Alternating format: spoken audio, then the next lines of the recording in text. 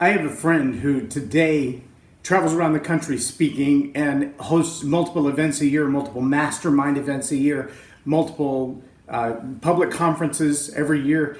And none of that would be true of Tim Gillette if he hadn't stopped to ask the same questions that I put on the screen for you today.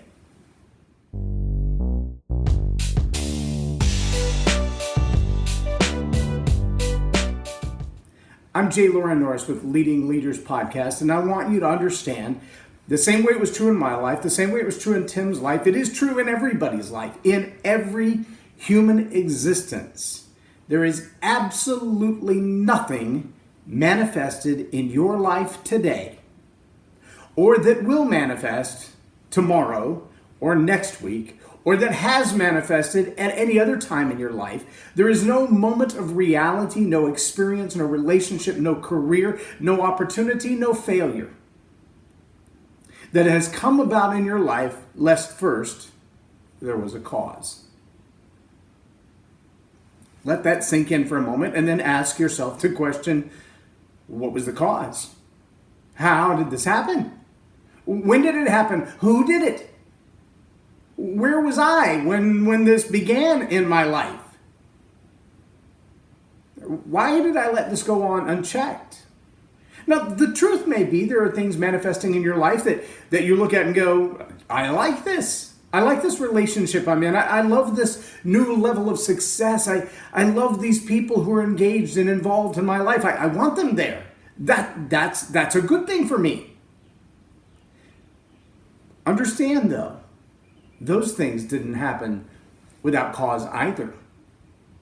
So if they are in your life, the right kind of job, the right kind of house, the book you just authored, the opportunity to speak in front of thousands, the boat you just bought, the lake house you get to go visit in the summer, if those things are in your life, there is a who, what, when, where, why, and how behind them.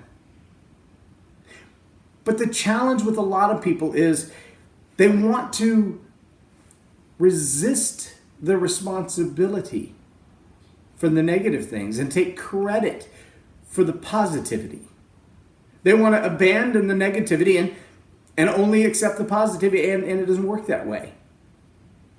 I remember I was probably 4 or 5 years old, and we had an experiment in our classroom in kindergarten where we took a styrofoam cup and we put some seeds down inside it, and we had to water it every day when we came into class, and they all sat up on the windowsill and everybody had their name on theirs, and some of them lived and some of them died, and mine lived, and I had a little corn shoot about this tall, and we were in Iowa, so corn you can accidentally grow corn in Iowa, right?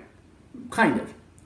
But I took that little corn shoot home, and I went right out by the patio, right at the bottom of the steps, and I dug a tiny little hole, and I took everything that was in the cup and I put it in this tiny little hole right next to the patio, and I thought that's going to look really cool when that corn is 3 or 4 foot high and it's as big as the step. That's going to be so cool. And as far as I know, the first time in my mother's life, she decided to pull the weeds around the edge of the step, and that one little piece of corn was sticking up by the step, and she didn't recognize that someone had intentionally planted a corn stalk next to the step, and she pulled it up along with all the other weeds. And I cried for a couple of days, and I just asked her, why did you pull that up? What did my corn do to offend you? And she said, I didn't know who put it there. I didn't know what it was. I didn't know what would happen when it grew up. I just knew I didn't want any of the weeds around there, and at that point it looked like Johnson grass. See, I'm willing to bet that somewhere in your life, someone has planted some seeds. And they might have planted weeds or dandelions or Johnson grass. And at the time, you couldn't tell those investments in your life good from bad. Those relationships that challenged you to be a better person. See, Tim Gillette's life didn't start off with money running out of his ears and opportunities running out of his ears and his chances in life phenomenal. At one time, when you listen to his story, and you can find it, go to timgillette.com and listen back through his blogs and his videos, and you'll notice that at one time he was sleeping in his car. At one time he worked at Starbucks. At one time he owned a car wash. And We all have those seasons and evolutions in our life. And sometimes we plant weeds thinking we've planted something that will harvest beautifully. And sometimes another person comes along and plants something in our life that we think it's going to be beautiful, but it turns out to be weeds. There's an old phrase that talks about the wheat and the tares. And the challenge with the tares is when they grow up next to the wheat, you can't tell the difference. But one is like a manzano fruit. It doesn't make any other fruit. And the other one is truly reproducing. In your life, you'll find those same things to be true. There are things manifested in your life right now that come from the seeds of things people have said to you, done for you, the way they've treated you. And there are the same realities in other people's lives from words that you have said, seeds that you have planted, the way that you have treated others. And they're manifesting now.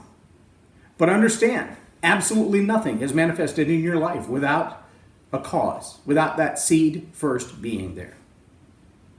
On June 7th, we're going to have the Story Power Workshop. And I want you to understand that when we ask these leadership questions, how did you get where you are? Well, why are you doing what you're doing? Well, tell me about the process of your success. The answer to all of those questions are found in the stories of your life. Not the mega story of your life, but the micro stories of your life. That one person who said, I think you can do this. Tim tells a story about wanting to be a rock star when he grew up, and people looked at him and went, what kind of ambition is that?